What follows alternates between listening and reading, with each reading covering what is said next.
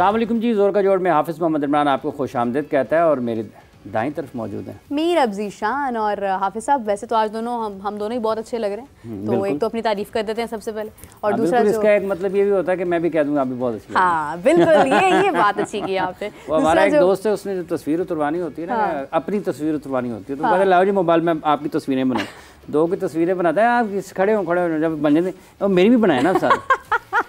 ये वही काम है, बिल्कुल ऐसे ही है। और दूसरी तरफ जो हमारे व्यूअर्स हमें देख रहे होते हैं, देखिए वो भी बहुत खूबसूरत हैं, उनके खूबसूरत ख्यालात हैं, कमेंट्स में उनका इजहार करते हैं और फिर हम उनके कमेंट्स पढ़ते हैं। कभी कभी दिल बुरा भी हो जाता है, लेकिन अच्छा भी हो जाता है। अब सब वेस्ट इंडीज़ और पाकिस्तान के दरमियान जो है वो ट्रेनिंग जारी है, क्या लगता है कौन सी टीम ज़्यादा मजबूत है? देखिए, पाकिस्तान को होम ग्राउंड जो कि पिच बनाने के एतबार से है, जो सबसे बड़ा एडवांटेज होता है ग्राउंड का, वो यही है कि आप पिच कैसा तैयार करते हैं वो है। फिर जो खिलाड़ी खेल रहे होते हैं ना, बरसों तक किसी जगह पर खेलते हैं, तो बड़े आदी होते हैं, उनको बहुत डिफरेंट किस्म की वाइब और फील होती है जब अपने ग्राउंड में खेल रहे होते हैं। तो ये वो वाली चीज़ें जो खेले होते हैं एक 10-12 बरस किसी एक ग्राउंड में, उनको ज़्यादा बेहतर पता होता है। वो इसको ज़्यादा एक्सप्लेन करते हैं कि जब वो उतरते हैं तो लगता है कि जैसे अपने फेवरेट कंफर्ट जोन में आ गए। बिल्कुल ऐसे ही है। तो पाकिस्तान को उसका फ़ायदा उठाना चाहिए इस सीरीज़ में भी। शान ने कहा भी है कल कि हम इसको 2-0 से जीतना चाहते हैं, तो पाकिस्तान जीत सकता है ना। देखिए, हमारे पास अपॉर्चुनिटीज़ तो बहुत ज़्यादा हैं, फिर हमारे पास एक कॉन्फिडेंस भी हमारा बहुत बुलंद है, क्योंकि हमने साउथ अफ्रीका में अच्छी कारकर्दगी दिखाई। हार जीत तो फिर अब खेल का हिस्सा होता है। इसी के साथ जो है वो कंटिन्यू करते हैं डिस्कशन को। हमारे साथ मौजूद है आपके favourite sports analyst, sports journalist, very great man Imran Sohail साहब। अस्सलाम वालेकुम, कैसे हैं आप? वालेकुम सलाम, अल्हम्दुलिल्लाह। इमरान साहब, आज तो आप भी बहुत अच्छे लग रहे हैं। बस वो वही हाफिज़ा आप निकाल तीनों ने काला पहना हुआ भाई, कहीं ना कहीं। अच्छा, ये जिस तरह से माशाल्लाह हम सब अच्छे लग रहे हैं, तो आई विश के ऐसे ही हमारे चेहरों पे मुस्कुराहट रहे जब पाकिस्तान वेस्ट इंडीज़ का मैच हो। उसके बाद जो है ना वो ट्राई नेशन सीरीज़ भी होनी है, तो हम एक विनिंग प्रोसेस से जाएंगे। ट्राई नेशन सीरीज़ के अंदर भी कॉन्फिडेंस होगा, फिर उसके बाद आगे जब हमें चैंपियंस ट्रॉफी में जाना है तो वो और ज़्यादा कॉन्फिडेंस होगा। इमरान सोहेल साहब, ट्रेनिंग जारी है, क्या एक्सपेक्ट कर रहे हैं? बिल्कुल, कल विज़िट किया है आकिब साहब ने और साथ ही अलीम डार साहब ने, और जो उनका पहला विज़िट था मुल्तान के अंदर, जिस तरह उन्होंने इंग्लैंड के अगेंस्ट पहला विज़िट किया था, तो बड़ा ख़तरनाक विज़िट था वो इंग्लैंड के लिए। जो काली आंधी है वो इन दोनों के विज़िट के बाद दोबारा से ज़रूर गौर कर रही होगी कि जब ये विज़िट करते हैं तो टोटली कंडीशंस को जो है वो अपने हाथ में लेने के लिए पूरा प्लान बनाते हैं। जो फार्मूला हमेशा से आकिब जावेद साहब कहते हैं कि जीत का फार्मूला क्या है, तो वो आपको मैं बता दूं कि उन्होंने कल ज़राए के मुताबिक जो ग्राउंड मैन्स हैं, ग्राउंड इंचार्ज है, उन्हें ये कह दिया है कि पिच के ऊपर से पूरी घास उड़ा दो और पंखे लगा दो और ऊपर कपड़ा चढ़ा दो, और ये काम कल से शुरू हो चुका है। इस सारी सिचुएशन के बाद 3 स्पिनर्स आपके पास रेडी बैठे हैं, जिनमें उन्होंने तगड़ी प्रैक्टिस की है कल, इब्रार ने, साजिद ने और नुमान ने। आई होप के तीनों खेलने चाहिए, वरना 2 तो खेलते ही हैं। आई एम श्योर के नुमान और साजिद और इब्रार को भी ये खिला लेंगे और 2 फास्ट बॉलर्स के साथ जाएंगे। यही बेस्ट कंडीशंस बनती हैं, और ये मैच मेरा ख्याल है कि आई एम श्योर के चौथे दिन में ये ख़त्म हो जाना चाहिए, उससे पहले शायद ख़त्म हो जाए। ये कंडीशन मुझे अब तक लग रही है। पाकिस्तान की टीम की जो अहम बात ये होगी कि आपकी बैटिंग कैसा परफॉर्म करेगी। बॉलिंग के ऊपर किसी को डाउट नहीं होना चाहिए कि आपकी बॉलिंग परफॉर्म नहीं करेगी। ड्राई पिच होगा, टर्निंग पिच होगा, और कालों को बिल्कुल समझ नहीं आएगी, या गोरों को समझ नहीं आई तो कालों को कहाँ आनी है समझ। क्योंकि गोरे मोर देन बैटर, बैटिंग उनकी बहुत तगड़ी थी। आप जैसे उन्होंने पहले मैच में आपको मारा था, उसके बाद एकदम से वो बैकफुट पर चले गए। ये पिच बैकफुट वाली नहीं है, ये पिच अगले पाँव पर खेलने वाली पिच है। अगले कदम पर खेलेंगे तो कुछ सरवाइव कर पाएंगे, अदरवाइज मुझे नहीं लगता कि बैकफुट पर जाने वाला प्लेयर, चाहे वो पाकिस्तानी हो या वेस्ट इंडियन हो, सरवाइव करेगा। देखिए, जैसे आपने कहा काले गोरे, ये तो खैर एक तरफ है क्योंकि खिलाड़ी हैं और इनका जो टैलेंट है वो तो मुंह बोलता एक सबूत है कि टैलेंट कहीं से भी कभी भी कितना भी आ सकता है। और वो जो है ना, कभी भी हाफिज़ साहब कहते हैं ना, किसी भी चीज़ को आसान नहीं समझना चाहिए। मुझे लगता है कहीं ना कहीं अगर हम देखें तो यही वेस्ट इंडीज़ की टीम जो है वो हो सकता है बड़ा टफ टाइम भी दे जाए।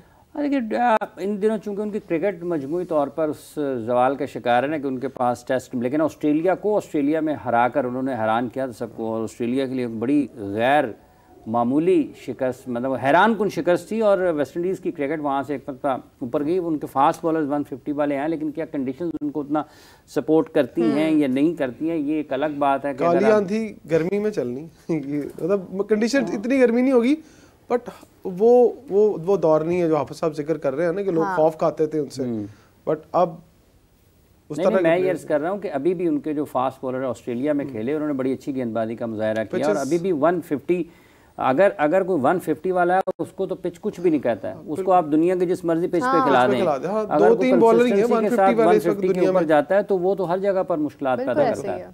आप देखिए शोएब अख्तर हमारे जो हैं उनकी एक जो स्पीड थी वो उसके अखबार से हर फॉर्मेट में हर जगह पर एक मुंह बोलता सबूत है कि वो करके दिखाते अगर वो आगे बॉल करते हैं ना, देखिए गुड लेंथ एरिया है और अगर ये पिचेस हैं, टर्निंग पिचेस हैं और लो भी थोड़ा बॉल रहेगा आगे से, तो फिर वो जो 150 वाला है ना वो भी बहुत खतरनाक होगा, क्योंकि वहाँ जहाँ चांस मिडिल पे लगा नहीं तो उंगली खड़ी हो जानी है। सो मुझे लगता है कि यहाँ टेस्ट आपके जो बैट्समैन है उनका भी है कि उन्होंने किस तरह से रन्स करके दिखाने, क्योंकि बहुत सारे लोगों पर एक तलवार लटकी भी है कि वो परफॉर्म नहीं करते चले आ रहे, तो आपके पीछे जो 5 मिनट टोर बैठे हुए जिनकी हम बात कर रहे हैं कहीं ना कहीं जो वो लोग पुश कर रहे हैं उनको मौका मिलेगा। अगर उनमें से 1-2 लोग, मैं पहले भी कह चुका हूँ, अगर परफॉर्म कर गए तो जो पहले से टीम में खेल रहे हैं जिन्हें बार बार मौके मिले फिर उनके लिए भी खतरे की घंटी है।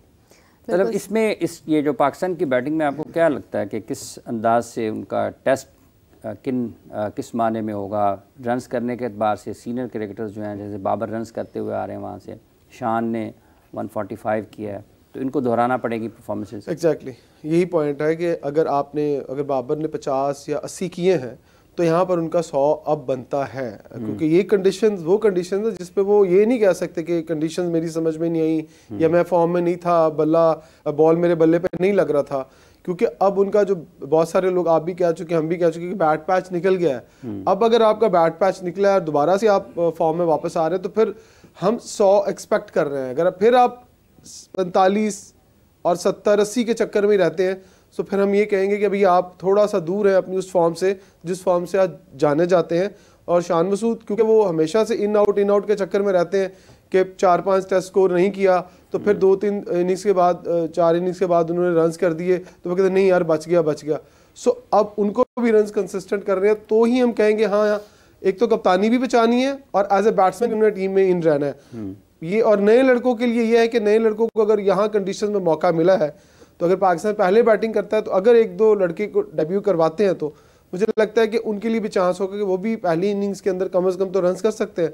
अगर सेकंड इनिंग में उनकी बारी आती है तो पिच में थोड़ी सी आपको पता है कि फास्ट बॉलर्स के मार्क्स आएंगे तो उससे उनको थोड़ा सा डिसएडवांटेज हो सकता है। तो आई होप कि पाकिस्तान टॉस जीते और बारी ले।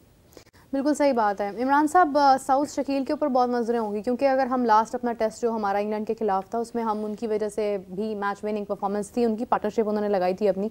साजिद नुमान पर तो डेफिनेटली नजरें होंगी, लेकिन बैटिंग की अगर हम बात करते हैं मुझे लगता है साउथ शकील भी बड़ा इम्पैक्ट रखते हैं इस चीज़ में। देखिए साउथ शकील एक ऐसा बैट्समैन है 2013 से मुझे अच्छी तरह याद है वो अंडर-19 पाकिस्तान टीम की नुमाइंदगी करते चले आ रहे हैं और ये उसी मैच में थे जिस मैच में इमामुल हक और समी असलम और ये सारे थे, मतलब कामरान गुलाम भी उसी बैच में थे, ट्राई नेशन सीरीज खेलने गए थे।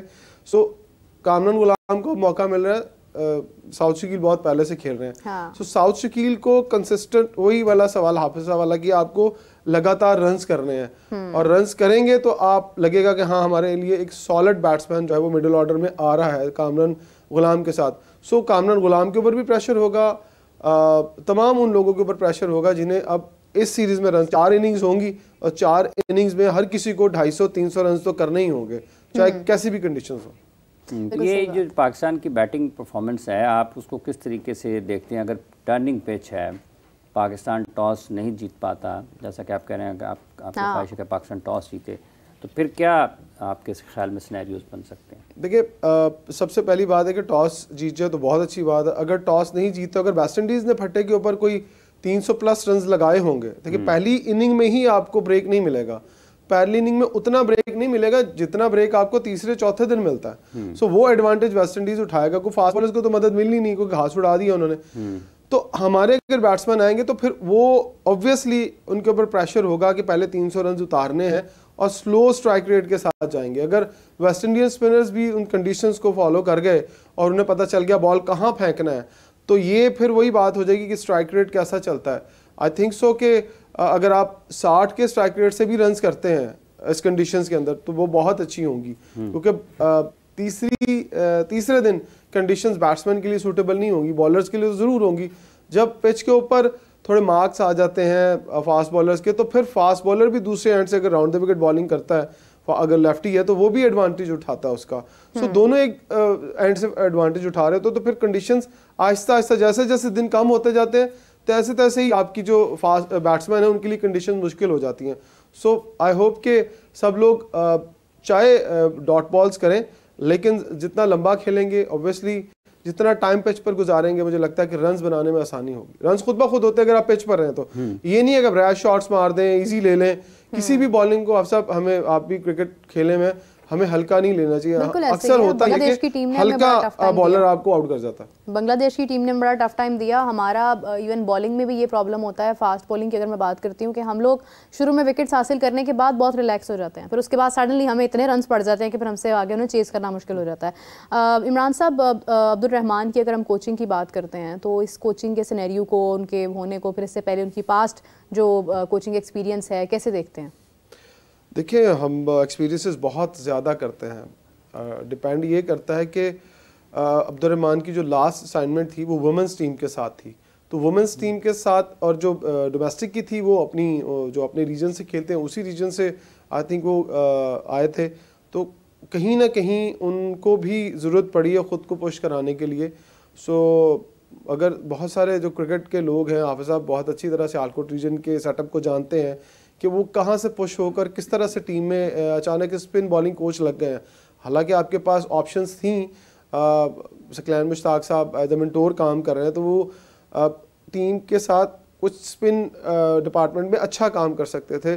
और भी बहुत सारे लोग थे, मुश्ताक अहमद साहब बैठे हुए थे, लेकिन आई थिंक सो कि जब आपको कहीं से पुश मिलता है, कहीं से आपको सपोर्ट मिलती है, आप यकीनन ख्वाजा आसफ साहब और मोहसिन नकवी साहब की मुलाकात के दौरान ये फैसला हुआ कि नहीं यार, अच्छा लड़के को मौका देते हैं। तो मेरा ख्याल अब्दुल रहमान साहब को कहीं ना कहीं से सपोर्ट तो मिली है। पाकिस्तान क्रिकेट बोर्ड के अंदर आकर आपको एकदम से बड़े सेटअप में आ जाना और इतनी बड़ी जिम्मेदारी मिल जाना, ये मेरे लिए सरप्राइजिंग है। नहीं, आपने तो वो इससे पहले अगर हम अपने बैटिंग कोच की बात करते हैं वो भी सरप्राइजिंग है। सरप्राइजिंग तो हाफिज़ साहब पीसीबी और पाकिस्तान क्रिकेट से जो है वो निकलते ही रहते हैं काफ़ी ज़्यादा। उसको कहा जाए अब्दुल रहमान सरप्राइज कोच जैसे वो अचानक बिरयानी है ना, अचानक कोच। अब तो आपको ये भी सरप्राइज मिलने वाले हैं, लेवल 2 कोच हमारे भाई तैयार हो रहे हैं। शादाब वहाब रियाज को हम हमेशा क्रिटिसाइज करते थे, फाइनल ने की कीता है, उन्होंने कहा चलो कोचिंग कोर्स तो करो ना, कोई याद नहीं कि कुछ नहीं किया।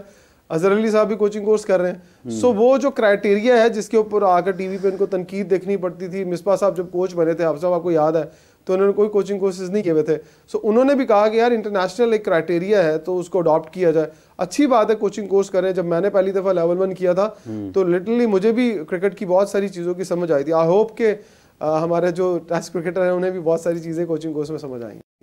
अब्दुल रहमान का जहाँ तक ताल्लुक़ है, आपके ख्याल में ये फ़ैसला कैसा है?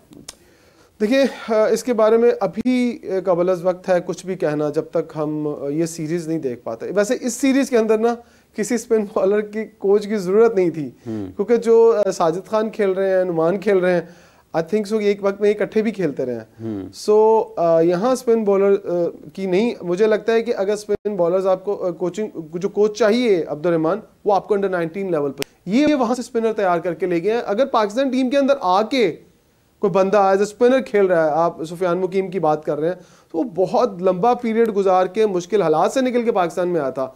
सो अगर कहीं कोच लगाना था ना, तो पाकिस्तान अंडर 19 या अंडर 17 के साथ लगाना था आपको जूनियर लेवल पर, कि अब्दुल रहमान वहां पर जाकर बच्चों को ट्रेन करते।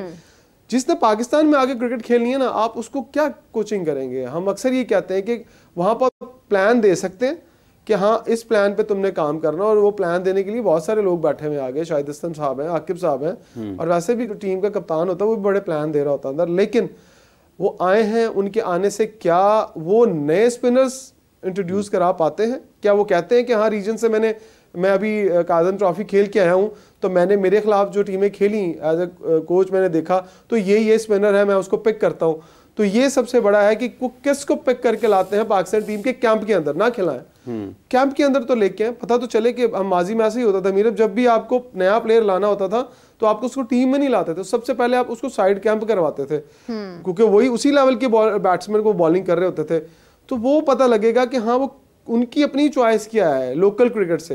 हालांकि ये काम मेंटोर्स को भेजना चाहिए था लोकल क्रिकेट से, यार ये बंदे हैं, लेकिन अब ये आगे देखेंगे एक दो सीरीज में ये क्या ऐसा कारनामा करते हैं कि इनके सामने जो स्पिनर खेले हुए हैं वो हमें सामने लाके देते हैं। नहीं वो सिखाना तो खैर इस लेवल पे क्या होता है किसी न किसी को सिखाना क्या है। और रोहित शर्मा की बात शुरू में जैसे हो रही थी कि वो और काफ़ी हो रही है कि वो पाकिस्तान आ रहे हैं या नहीं आ रहे हैं, इंडियन मीडिया भी इसको रिपोर्ट कर रहा है, पाकिस्तान मीडिया में भी इस पर बातचीत हो रही है, लेकिन पाकिस्तान के लोग क्या कहते हैं ये आपको सुनाते हैं थर्ड ओपिनियन में।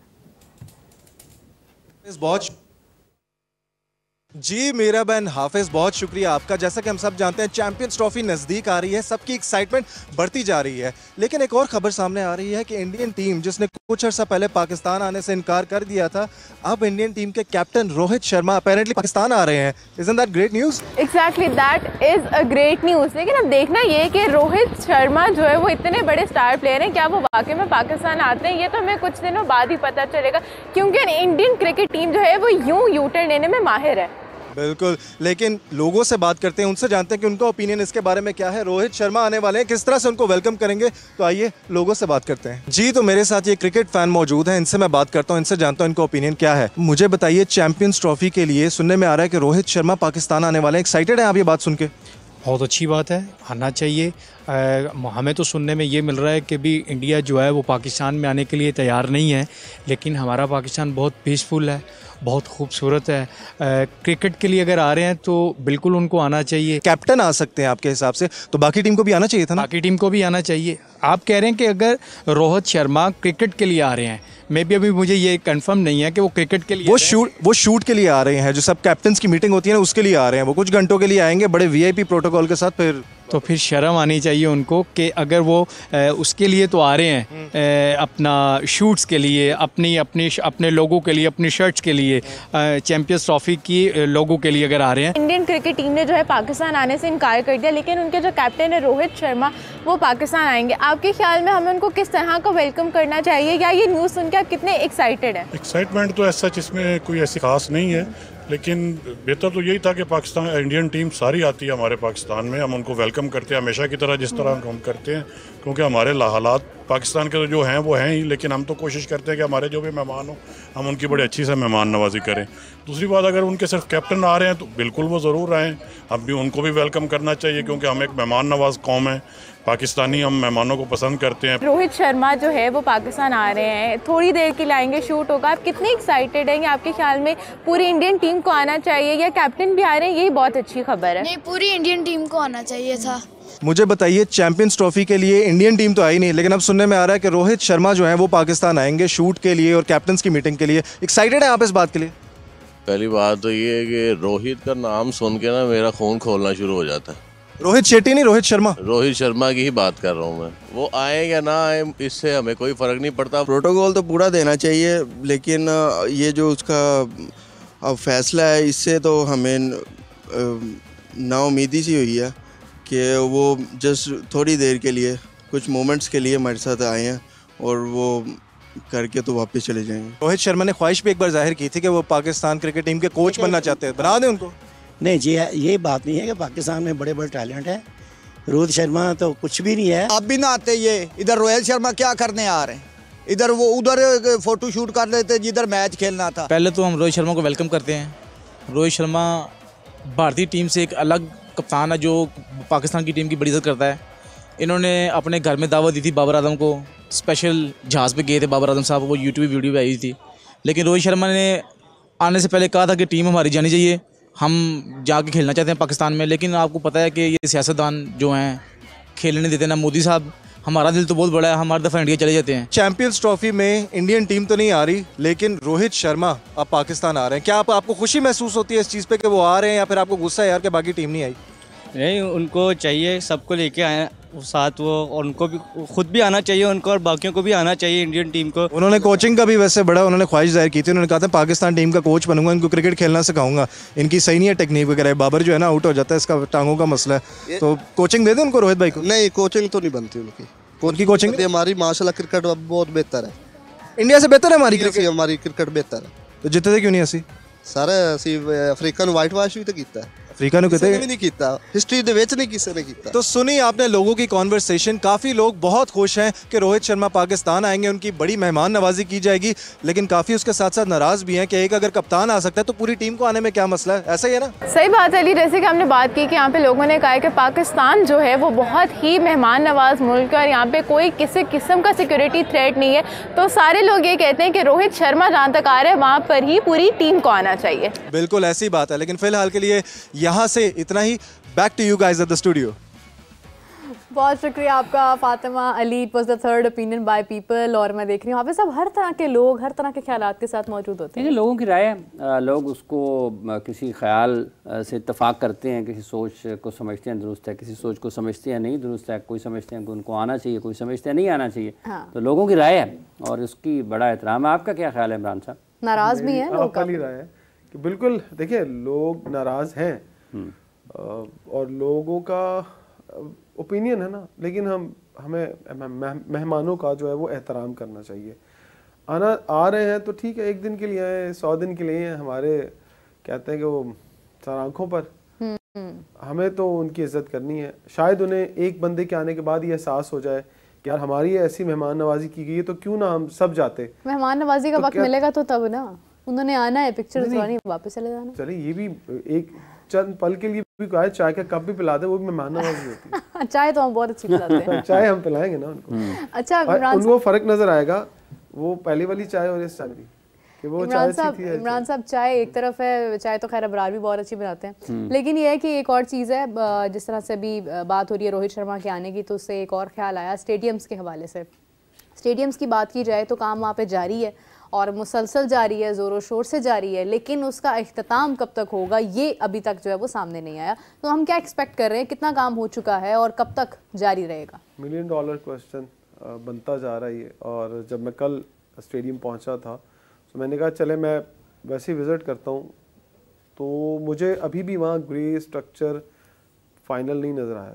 ग्रे वर्क हो रहा है, ख़ास तौर पर जो कोई भी अगर जर्नलिस्ट चाहे तो वो देखिए जो मेन बिल्डिंग है जहाँ इंक्लूजर्स बने हैं प्लेयर्स के और VIP इंक्लूजर्स बने, उसके सामने जो उनके उतरने वाला रास्ता है जहाँ से उन्होंने उतर के स्टेडियम में जाना है, वो अभी भी अच्छा खासा काम पड़ा हुआ है। और वहाँ पर मैं कल देख रहा था कि आयरन वर्क और कंक्रीट वर्क अभी भी जारी है। और जो वहाँ पर जो लोग थे, हमने वैसे ही उनसे बात की तो उन्होंने कहा कि इसमें अभी भी 4 से 5 दिन मज़ीद लगेंगे और अगर उसमें भी 4-5 दिन लगेंगे फिर उसका फिनिशिंग का काम होगा। मुझे लगता है कि वो काम पहले होना चाहिए था आपका, फिर आप बाकी काम करते। लेकिन शायद और दूसरी अहम बात जो मैंने कल स्टेडियम के अंदर विजिट की वो सीट्स के हवाले से आप साहब देखिए, आप भी क्योंकि इंटरनेशनल बहुत सारे आपने इवेंट्स कवर किए हैं दुनिया भर में, जो सीट्स हैं ना आप साहब वो बहुत गलत और गैर मेयारी लग गई हैं। ये आज ये बात रिकॉर्ड कर लें, आने वाले दिनों में आपको वहाँ फुटेजेस दिखाई दिया करेंगी कि सीट्स कैसी लग गई हैं। मैंने वैसे ही मैं ऑफ द रिकॉर्ड एक बंदे से वहाँ बात कर रहा था जो फिटर था, उनका इंचार्ज था। मैंने कहा यार ये सीट्स वही हैं जो सैंपल के तौर पर आई थी, तो मुझे उन्होंने कहा कि यार ये वो सैंपल नहीं है जो लग रहा है।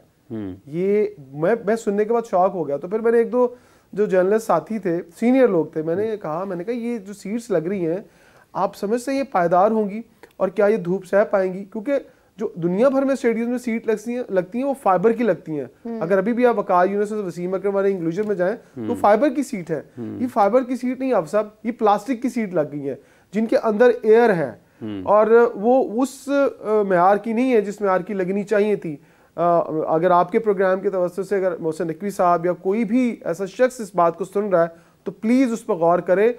ये 10, 20, 100, 2000 नहीं है, ये 35,000 सीट लग रही हैं। अच्छा, लेकिन अभी ना गौर करें, ये ट्रॉफी के बाद गौर कर लीजिएगा। अभी इतनी गर्मी नहीं है, अभी गुजारा हो जाएगा। अगर इस पे गौर करना शुरू कर दिया तो ये 10 दिन और लेट हो जाएगा। देखिए वो मंगवाना, लाना, बनवाना सब कुछ एक अलग प्रोसेस है। लेकिन देखिए इमरान साहब, हाँ वो जो एक पैसे मिलने वाला और जो जिसकी जिम्मेदारी थी ये चीज़ों को मुहैया करना, उससे जरूर क्वेश्चन हो सकता है। लेकिन मैं वैसे एक बात सोच रही हूँ कि ये एलिमेंट ठीक है आपका कि कुर्सियाँ पायदार कितनी हैं, लेकिन अगर हम देखें दुनिया भर में स्टेडियम्स में कुर्सियों की हालत मोस्टली हमने देखा है मैचेस में बहुत शानदार नहीं भी होती है। मुझे याद है 2023 में अहमदाबाद के स्टेडियम के अंदर जो है वो बाकायदा तौर पर लोगों ने फुटेजेस बनाई कि कुर्सियों की हालत बड़ी बुरी है, लेकिन लोग तब भी मैच देखने आए। लोग मैच तो कुर्सियां नहीं भी होंगी ना, वो खाली जो एनक्लोजर्स है ना स्टेयर्स, उनके ऊपर बैठकर ही मैच देख लेंगे। वो तो लोग मैच देख लेंगे। हाँ। मतलब मैं एक देखिए, आपने पैसे दिए हैं, आपने कॉन्ट्रैक्टर को जो चीज दी है उसके बदले में वही चीज दें आप, उसको चेक कौन कर रहा है। मेरा ये मकसद नहीं है कि मैं इसको नेगेटिवली लूं, मैं ये समझाना चाह रहा हूँ कि प्लीज वहां पर जाकर देखें कि क्या वो चीज वैसे ही। अब सीमेंट तो हम उखाड़ के नहीं देख सकते, जो चीज हमें अंदर सरिया कैसा वो भी हम नहीं देख सकते, बट फिजिकली हमें लग रहा है कि सीट, उसका जो स्टैंड है वो बहुत मजबूत है लोहे का, बट उसके ऊपर जो सीट है ना वो नहीं है। हीट आपको पता है 45 डिग्री तक चला जाता है, फाइबर उसको कवर कर लेता है, प्लास्टिक पिघल जाता है, टेढ़ा हो जाता है।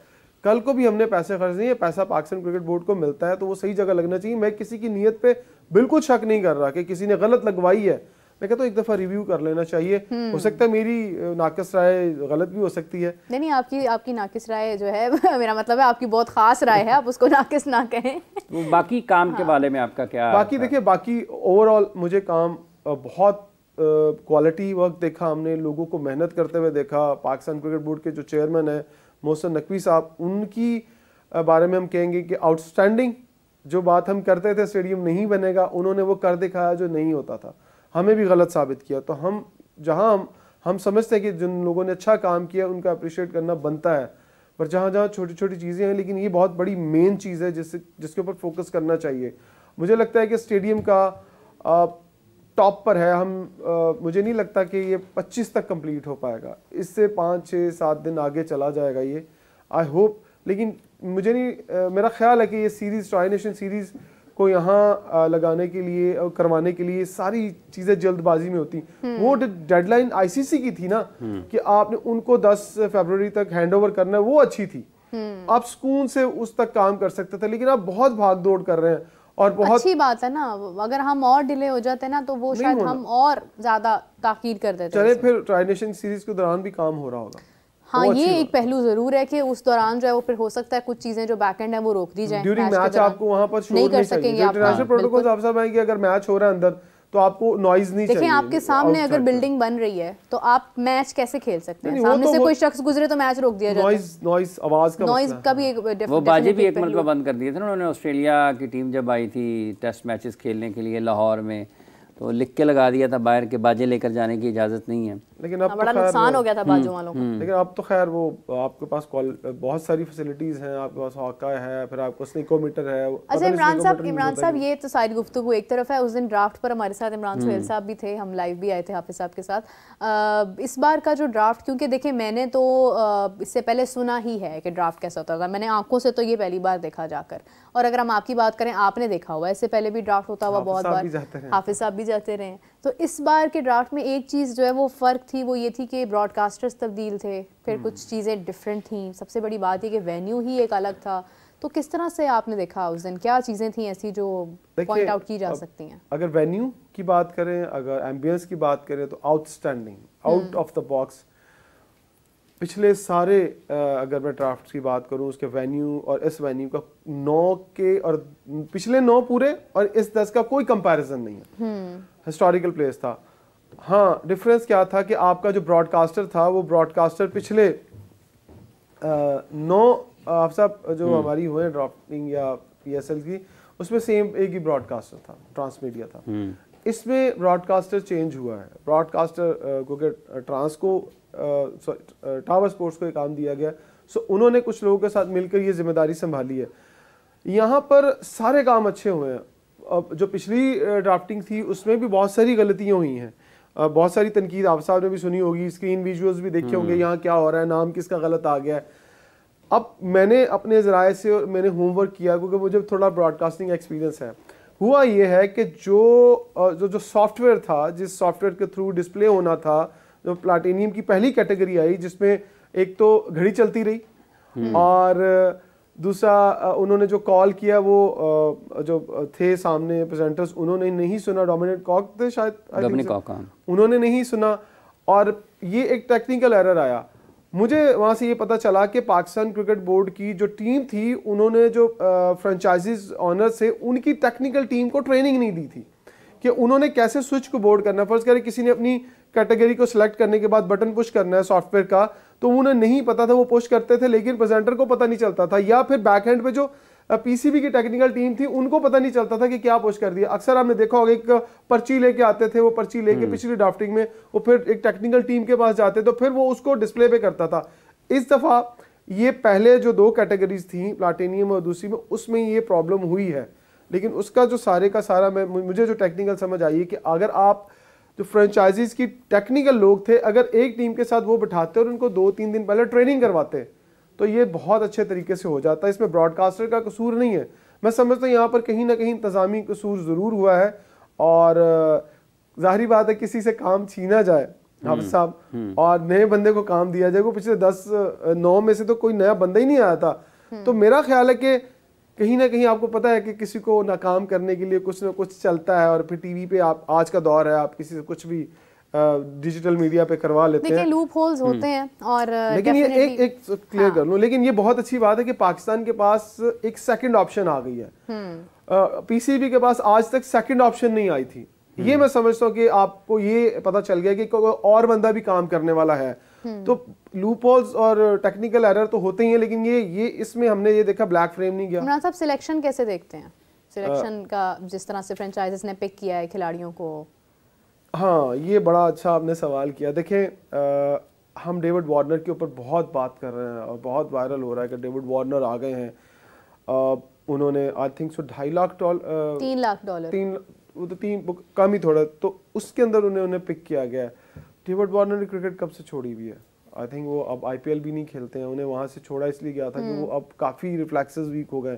लेकिन हमारे एक बड़ा नाम आ गया, हमने कहा डेविड वार्नर खेलने के लिए आए हैं। लेकिन कहीं ना कहीं हमने अपने भी कुछ ऐसे लड़के खिला दिए, शर्जील की बात कर लें, इस तरह के प्लेयर्स हमारी इस दफ़ा पिक में नहीं थे। मुझे वो नाम आप सब शायद आपको याद है, जिसने अंडर 19 में इस दफ़ा शाहजेब के बारे में बड़ा सरप्राइज हुआ कि कम से कम इमर्जिंग में तो उसको कोई उठाता, उसने 150 प्लस रन किए। बड़ा हाफिज साहब एग्जैक्ट पहुंचे हैं प्लेयर के, ठीक है, उसने 150 प्लस किए, बहुत तेज और बड़ी क्लीन हिटिंग की। आप इमर्जिंग में वो लोग पिक कर रहे हैं जो आपके पसंदीदा थे। आपको पाकिस्तान अंडर 19 का टैलेंट ऊपर लाना पड़ेगा। वो यहीं पर चेक होना था उसने कि वो इस प्रेशर में खेल पाता या ना खेल पाता। फिर एहसानुल्लाह ने अपना एक बयान जारी किया, गो कि उसने वापस ले लिया कि नहीं वो मैंने गुस्से में कहा था। एहसानुल्लाह को भी कहीं ना कहीं आपको एडजस्ट करना चाहिए था। अहमद शहजाद की जो एक कंट्रोवर्सी चलती है, देखिए अहमद शहजाद वाली बात थोड़ी साइड पे चली जाती है। अहमद शहजाद तो खैर डायरेक्ट फेस टू फेस, अब वो कहते हैं ना आमने सामने जंग वाला सिलसिला शुरू हो गया है। अगर आपने कश्तियां वो जला चुके हैं, उन्होंने एक ही काम करना है। लेकिन पाकिस्तान क्रिकेट बोर्ड को ये चाहिए था अगर कि उनका नाम ना डालते। वो जब अब टीवी पे आके कह रहे हैं कि यार अपने पेज पे कि मैं ये नहीं खेलना चाहता था, किसने नाम मेरा डाला, तो पाकिस्तान क्रिकेट बोर्ड को एक इंक्वायरी कमेटी बिठानी चाहिए। जनाब, आप जो प्लेयर आपको कह रहा आके कि मेरा नाम क्यों डाला आपने, तो पहले पूछ लेते उससे। वो कादर ने बताया कि जो पीएसएल मैनेजमेंट है ना, कादर ख्वाजा साहब, अभी दोपहर में हम जब बात कर रहे हैं, उन्होंने कहा कि जो पीसीबी का ये मौक़िफ़ है, बहरहाल उससे वही ज़्यादा बेहतर इसको तफसील भी बता सकते हैं कि जो खिलाड़ी आपकी डोमेस्टिक क्रिकेट खेल रहा होता है गुज़िश्ता बरस में, वो पीएसएल की ड्राफ्ट में ऑटोमेटिक आ जाता है। तो चूँकि वो जो गुज़िश्ता बरस है उसमें वो खेले थे ट्रॉफ़ी के मैचेस, तो इसलिए उनका नाम, जो लोकल क्रिकेटर हैं आपके, उनके ड्राफ्ट के लिए किसी उस प्रोटोकॉल की ज़रूरत नहीं होती कि आपको इंटरनेशनल क्रिकेटर को जब वैसे भी उन्होंने लिख के रिटायरमेंट नहीं की है, यूट्यूब पर दी है। इसमें मुझे थोड़ा सा इख्तिलाफ इस बात से इसलिए है कि अगर आप ये देखें कि पाकिस्तान वो क्रिकेट खेल रहे हैं, पाकिस्तान क्रिकेट बोर्ड का एक कोड ऑफ कंडक्ट है कि कोई भी ऐसा प्लेयर, क्योंकि आपने एग्रीमेंट साइन किया होता है, आप मीडिया पे आके बोल नहीं सकते, तनकीद नहीं कर सकते। इवन फ़खर जमान के बारे में छोटा सा उसने कहा था कि बाबर के साथ ये हो गया, तो आपने उसको एक पूरी 2 सीरीज से साइड पे कर दिया। अगर अहमद शहजाद मुसलसल तनकीद कर रहे थे पाकिस्तान क्रिकेट बोर्ड के खिलाफ, पूरी गोलाबारी कर रहे थे, तो हाउ इज पॉसिबल कि यार आपने उसको उस लिस्ट में भी डाल दिया, कोई नोटिस ही नहीं लिया किसी ने? नहीं, ये भी हो सकता है उसने सेंट्रल कॉन्ट्रैक्ट साइन ना किया हो ना, को कुछ प्लेयर्स उस सेंट्रल कॉन्ट्रैक्ट के बगैर भी तो खेल जाते हैं ना, कि हमने सेंट्रल कॉन्ट्रैक्ट साइन नहीं करना, मैच फी जो है उसी के ऊपर चलेंगे, तो वो उसमें फिर बच जाते हैं। अब फर्स्ट क्लास के लिए भी सेंट्रल कॉन्ट्रैक्ट साइन होने के बाद ही आपको पता है रीजन्स के अंदर भी जो प्लेयर्स आते हैं उन्होंने भी सेंट्रल कॉन्ट्रैक्ट साइन करना। कुछ खिलाड़ी होते हैं जो नहीं लेते, वो सेंट्रल कॉन्ट्रैक्ट खेलते हैं, विदाउट सेंट्रल, वो कहते हैं हमने सेंट्रल कॉन्ट्रैक्ट साइन नहीं करना, जितना खेलेंगे उतना हम वो ये तो मतलब आप सेंट्रल कॉन्ट्रैक्ट साइन ना करें और पीसीबी से खेलते भी रहे, उनके खिलाफ बोलते भी रहे, तो फिर मतलब पैसा ही और कॉन्ट्रैक्ट ही सब कुछ। देखिए, वो ये जब 19 वाला आया था ना 2019 में, उस वक्त जब पाकिस्तान क्रिकेट बोर्ड ने कहा था कि हमने सेंट्रल कॉन्ट्रैक्ट साइन करने हैं और प्लेयर्स ने उस वक्त उसको इनकार कर दिया था उस वक्त, तो उसके बाद एक मिसाल बनी थी, मतलब कामरान ने भी नहीं लिया था, सलमान ने भी नहीं लिया था, सलमान भट्ट साहब ने, कामरान अकमल साहब ने, 2 और भी प्लेयर्स थे। तो वो सेंट्रल कॉन्ट्रैक्ट जो डोमेस्टिक क्रिकेट का उसमें कुछ लोग, लेकिन बाद में उन्होंने उसको तब्दील किया था कि अगर आप नहीं भी करेंगे, सेंट्रल कॉन्ट्रैक्ट साइन नहीं भी करेंगे, तो भी कुछ चीज़ें हैं जिनके ऊपर पाबंदी पाकिस्तान क्रिकेट बोर्ड लगाना चाहता था।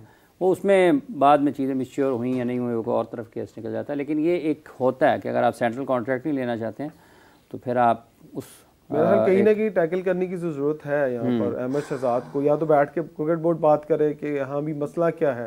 अगर आप ऐसे ही खुलेआम छोड़ दें तो कल को कुछ ऐसी बातें आप सब हो जाएंगी जो आपकी इंटरनेशनल क्रिकेट को नुकसान पहुंचाएंगी, क्योंकि वो टेस्ट क्रिकेटर है, उसने पाकिस्तान का पूरा सिस्टम देखा और वो खुलेआम कहते हैं कि अगर मैं जिस दिन बोला तो पता नहीं किस का प्रॉब्लम ये भी है, सॉरी टू इंटरप्ट यू, कि अहमद शहजाद जब से अपना यूट्यूब उन्होंने शुरू किया है ना, तो मेरे ख्याल से एक खिलाड़ी जब तक फील्ड में है तब तक उसके लिए यूट्यूब स्टार्ट करना एक अलग चैलेंज है, क्योंकि वो उनको कंटेंट भी चाहिए अपने लिए, और वो कंटेंट अब वो खुद कंटेंट है, उनकी हर बात कहीं भी कंटेंट है, लोगों के लिए कंटेंट है। तो मुझे लगता है कि यूट्यूब के भी थोड़ा सा शायद एक पहलू आता है, लेकिन टीवी पे चले गए ना, वो टीवी पे चले गए, बेसिकली मीडिया का हिस्सा बन गए, तो उससे फ़र्क पड़ता है, चैनल के साथ किसी और तरीके से देखते हैं। लेकिन बहरहाल देखते हैं आगे इसमें क्या कुछ तब्दीली आती है, कुछ बेहतरी होती है या नहीं होती। बहुत शुक्रिया आपका इमरान साहब, आप तशरीफ़ लाए, और जितने भी लोग हम इस वक्त देख रहे हैं आप सब लोगों का भी बहुत बहुत शुक्रिया, और बतौर ख़ास उन लोगों का शुक्रिया जिन्होंने अवामी सतह पर अपनी राय का इजहार किया, और अली और फ़ातिमा ने जाकर उनकी राय पाकिस्तान से बाहर भी पहुंचाई कि वो क्या सोच रहे हैं। इसी नोट के साथ कि पाकिस्तान में चैम्पियंस ट्रॉफ़ी के जितने भी मामलात हैं, जो काम चल रहे हैं, वो बिल्कुल बर वक्त अपने अख्ताम तक पहुँचेंगे, तकमील तक पहुँचेंगे, और पाकिस्तान में क्रिकेट, इंटरनेशनल क्रिकेट किसी भी रुकावट के बगैर दोबारा से आपको ICC के इवेंट्स में भी होती हुई नज़र आएगी। इसी दुआ के साथ आपसे हाफिज़ मोहम्मद इमरान और मीर अफ़ज़ी शान इजाज़त चाहते हैं। अपना बहुत सा ख्याल रखें, दोबारा मिलते हैं, अल्लाह हाफिज़।